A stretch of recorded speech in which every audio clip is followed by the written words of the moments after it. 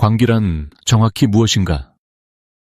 광기의 열정과 편집광에 주체할 수 없는 파도로 밀어올리지 않는다면 성공의 해안가에 도달할 수 없다는 역사적 관찰은 광기와 천재성이 본질적으로 맞닿아 있음을 보여줍니다. 빛의 본질을 찾기 위해 눈에 바늘을 넣은 뉴턴이나 귀를 자르고도 그림을 그린 반 고흐의 사례처럼 우리가 천재성이나 위대한 성취라고 부르는 것은 종종 집착이나 광기와 구분하기 어렵습니다. 이러한 광기와 이성의 관계는 시대의 철학적 관점에 따라 마치 진자처럼 그 의상이 끊임없이 요동쳐왔습니다. 아, 여러분 오셨네요. 환영합니다.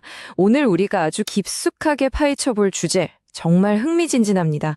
바로 인간 정신의 가장 매혹적이고도 모순적인 두 가지, 광기와 천재성에 대한 심층 설명입니다. 사실 광기라는 단어를 들으면 어떠신가요? 좀 꺼려지기도 하고 무섭기도 하죠. 그런데 이상하게도 어딘가 가슴이 뛰고 끌리는 느낌? 다들 한 번쯤 받아보셨을 거예요. 위험하지만 자유롭고 두렵지만 매혹적인 이 마음속 미로. 자, 바로 들어가 볼까요? 광기의 열정과 편집광의 파도가 없다면 성공의 해안가에 도달할 수 없다? 와, 정말 강렬한 문장이죠. 이 문장이 오늘 우리가 나눌 이야기의 전체 그림을 딱 보여주는 아주 묵직한 은유입니다. 그러니까 이성이라는 건 우리를 아주 안전하고 평화로운 섬에 머물게 해주잖아요. 그런데 그 섬을 벗어나서 새로운 대륙, 즉 성공과 혁신의 해안가에 닿으려면요. 거친 바다로 기꺼이 뛰어드는 그 약간은 미친 것 같은 편집광적인 파도가 반드시 필요하다는 뜻입니다. 무모한 도약 없이는 위대한 발견도 없다. 이건 그냥 하는 철학적 수사가 아니에요. 역사 속 위인들을 한번 볼까요? 이 거친 파도가 얼마나 생생하고 충격적인 모습이었는지 알 수 있습니다. 아이작 뉴턴, 빛의 본질을 직접 눈으로 확인하겠다고 자기 눈에 그 굵은 바늘을 찔러 넣었단 말이죠. 상상이 가시나요? 그리고 베토벤은 청력을 완전히 잃은 그 끔찍한 암흑 속에서도 뼈를 깎는 고통으로 교향곡을 완성해냈고요. 반 고흐는 또 어떻습니까? 창작의 고통 속에서 자기 귀를 자르면서도 끝끝내 붓을 놓지 않았어요. 우리는 이런 엄청난 행동들을 보면서 위대한 천재성이라고 부르기도 하지만 동시에 끔찍한 광기라고도 부르잖아요. 그렇다면 도대체 이 광기와 천재성, 이 둘을 가르는 선은 어디에 있는 걸까요? 아니, 애초에 그런 선이 존재하기나 하는 걸까요? 자, 오늘 우리가 탐험할 심층 여정의 지도입니다. 광기와 천재성의 모호한 경계를 먼저 살펴보고요. 광기가 어떻게 역사 속에서 이성의 적으로 몰렸는지, 그리고 사회가 어떻게 광기를 발명해냈는지 알아볼 겁니다. 이어서 프로이트와 들레지를 거쳐서 이성과의 끝나지 않는 대화로 마무리해보겠습니다. 1장, 광기와 천재성의 경계입니다. 광기라는 건 참 희한해요. 본능적으로 되게 두려운데 동시에 우리를 완전히 매혹시키거든요. 막 밀어내고 싶은데 또 강렬하게 끌리는 이 모순적인 매력. 바로 이것 때문에 수천 년 동안 그 똑똑하다는 철학자들이 광기의 진짜 본질이 뭔지 파헤치는 데 평생을 바친 겁니다. 공포와 경외심을 동시에 불러일으키는 이 알 수 없는 힘. 이게 바로 광기가 철학의 궁극적인 미스테리가 된 이유죠. 2장, 이성의 적이 된 광기. 사실 우리가 흔히 광기를 부정적으로 보잖아요. 미쳤다고 하면 병이나 문제로 생각하니까요. 그런데 인류 역사 전체를 쫙 펼쳐놓고 보면 이런 시각은 생각보다 꽤 최근의 일입니다. 고대 플라톤부터 20세기 들레지까지 이 철학의 롤러코스터를 한번 타볼 텐데요. 광기에 대한 시대의 태도가 정말 극적으로 변해왔거든요. 한때는 인간이 닿을 수 없는 신성한 영역으로 경외받다가 어느 순간 철저히 병리학적인 취급을 받으며 조건적으로 추방당합니다. 대체 무슨 일이 있었던 걸까요? 여기서 철학사를 뒤흔든 두 거장의 시선이 아주 극명하게 갈립니다. 고대 그리스의 플라톤, 이분에게 광기는 절대 질병이 아니었어요. 무려 신성한 특권이었습니다. 아폴론의 예언이나 뮤즈의 시적 영감, 에로스의 사랑 같은 거 말이죠. 플라톤한테 광기는 좁디 좁은 이성의 테두리를 뚫고 신의 영역에 접속하게 해주는 아주 고귀한 통로였던 거예요. 그런데 시간이 훅 지나서 17세기 데카르트가 등장하며 이걸 완전히 뒤집어 버립니다. 나는 생각한다, 고로 존재한다. 다들 아시죠? 이 데카르트에게 합리적으로 생각하지 못하는 광기는 그냥 철학적 자격 미달이었습니다. 철저하게 이성의 부재일 뿐이었죠. 이때 근대 이성주의가 싹트면서 광기는 사유의 무대에서 완벽하게 아주 깔끔하게 쫓겨나고 맙니다. 3장, 사회가 발명한 광기입니다. 자, 데카르트 이후 서구 사회는 광기를 그냥 병, 고쳐야 할 오류로만 취급했단 말이죠. 그런데 20세기에 미셸 푸코라는 철학자가 나타나서 이 견고한 상식을 완전히 박살내버립니다. 푸코가 주목한 건 17세기 유럽에서 일어난 이른바 대강금이라는 역사적 사건이었어요. 당시에 거대한 수용시설들이 막 세워졌는데 거기에 정신질환자만 가둔 게 아니었습니다. 불황자, 가난한 사람들, 그리고 사회의 이성적인 질서를 거부하는 온갖 사람들을 일제히 다 가둬버린 거예요. 여기서 진짜 충격적인 사실이 뭔지 아세요? 이게 아픈 사람을 치료하려는 의료행위가 아니었다는 겁니다. 일하지 않거나 통제를 벗어난 사람들을 사회에서 솎아내려고 광기를 일종의 도덕적 실패로 낙인찍고 무교화했던 거죠. 푸코의 통찰 정말 날카롭지 않나요? 그러니까 합리적인 이성이 광기를 객관적으로 진단해서 아, 넌 광기구나 한 게 아니라는 거예요. 오히려 반대입니다. 이성은 비이성적인 것들을 싹 다 성벽 밖으로 쫓아내고 격리시킨 뒤에야 비로소 거봐, 우리는 정상이야 하고 이성의 왕국을 세운 겁니다. 한마디로 광기는요, 이성이 스스로가 옳다는 걸 증명하기 위해 억지로 만들어내야만 했던 희생양이자 거울이었던 셈이죠. 그런데 철학이라는 게 참 재밌습니다. 영원한 정답이라는 게 없거든요. 푸코의 이 엄청난 논리도 자크 데리다와 조르주 바타유라는 학자들에게 예리한 반박을 받게 됩니다. 푸코가 광기를 이성 밖으로 쫓겨난 문화적 발명품이라고 했다면 데리다와 바타유는 아니다. 광기는 이성 밖으로 추방된 게 아니라 철저히 이성의 경계 안에서 일어나는 오작동이다라고 꼬집어요. 쉽게 말해서 이성 밖에서 이성의 폭력을 비판한다는 그 행위 자체가 애초에 합리적인 언어랑 이성의 논리를 빌려야만 성립한다는 거죠. 모순이라는 겁니다. 즉 진짜 광기는 외부에서 쳐들어온 침입자가 아니라 이성 시스템 내부에서 스스로 금이 가는 균열이라는 뜻입니다. 그래서 바타유는 여기서 비지, 그러니까 알 수 없는 것에 도달하는 방법이라는 개념을 꺼내듭니다. 사실 미치광이들도 나름의 논리와 이성적 추론을 하잖아요. 전제가 엇나갈 뿐이지.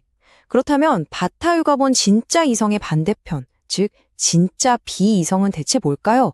그건 단순한 정신병이 아닙니다.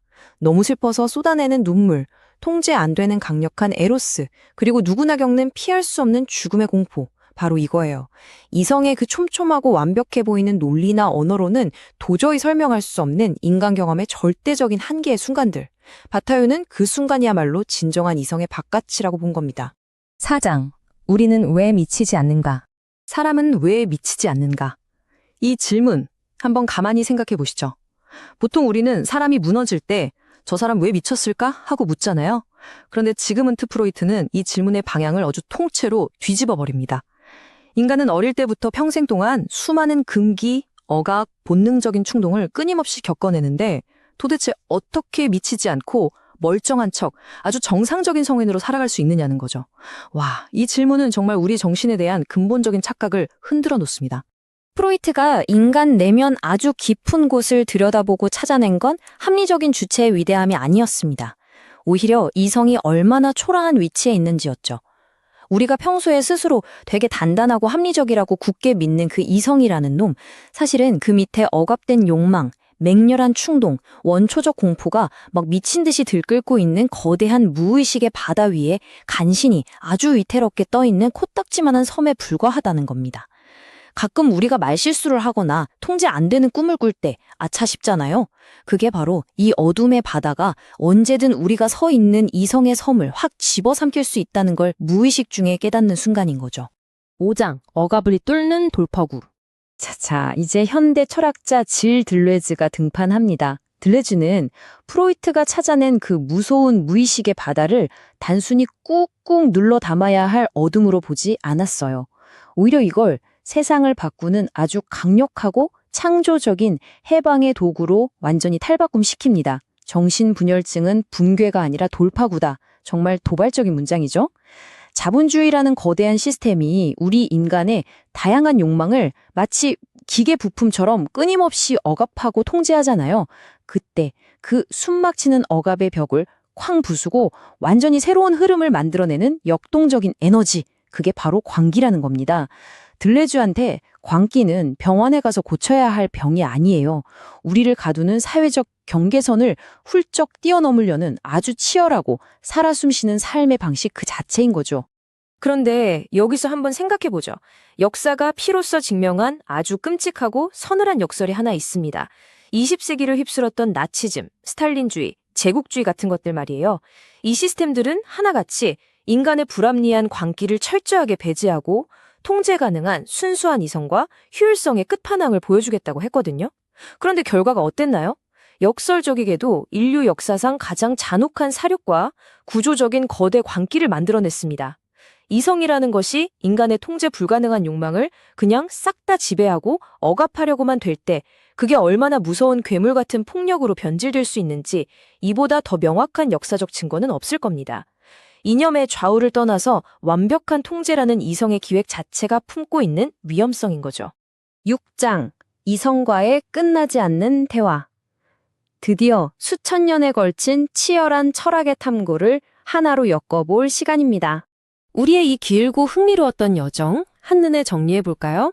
고대 플라톤에게는 광기는 평범한 우리는 닿을 수 없는 신성한 연결고리였죠.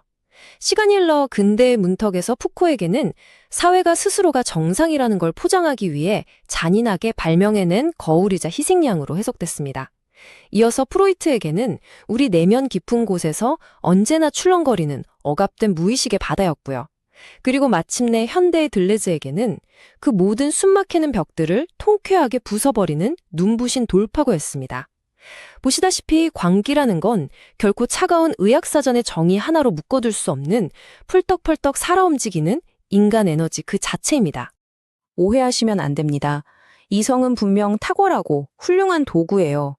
우리가 이미 알고 있는 익숙한 영토 안에서 가장 안전하고 효율적인 길을 찾아내는 데는 이성만한 게 없죠. 매일매일 우리 일상을 굴러가게 지켜주잖아요. 하지만 여러분, 지금까지 단 한 번도 누구도 가보지 않은 미지의 영역, 세상을 확 뒤집어 놓을 혁신이나 위대한 예술을 창조하려면 어떻게 해야 할까요? 계산된 논리만으로는 안 됩니다. 어둠 속으로 기꺼이 몸을 던지는 그 비합리적인 도약이 반드시 필요해요. 이성의 그 철저한 계산기만 두드려서는 절대 닿을 수 없는 기적 같은 성취들이 인간 역사에는 늘 존재해 왔거든요. 자, 이제 처음 시작할 때 보았던 그 문장으로 돌아오면서 오늘 심층 설명을 마무리할까 합니다. 새로운 땅을 발견하기 위해서는 먼저 안전한 이성의 섬을 떠나 거친 바다로 항해할 수 있는 광기가 있어야 한다. 인류의 진보 그리고 가슴 뛰게 하는 위대한 발견들은 언제나 이성이 거긴 위험해 가지마 라고 경고하던 바로 그 미지의 바다로 뛰어든 약간의 위대한 광기에서 시작되었습니다. 여러분께 묻고 싶습니다. 여러분은 지금처럼 익숙하고 안전한 이성의 섬에 영원히 머무르시겠습니까?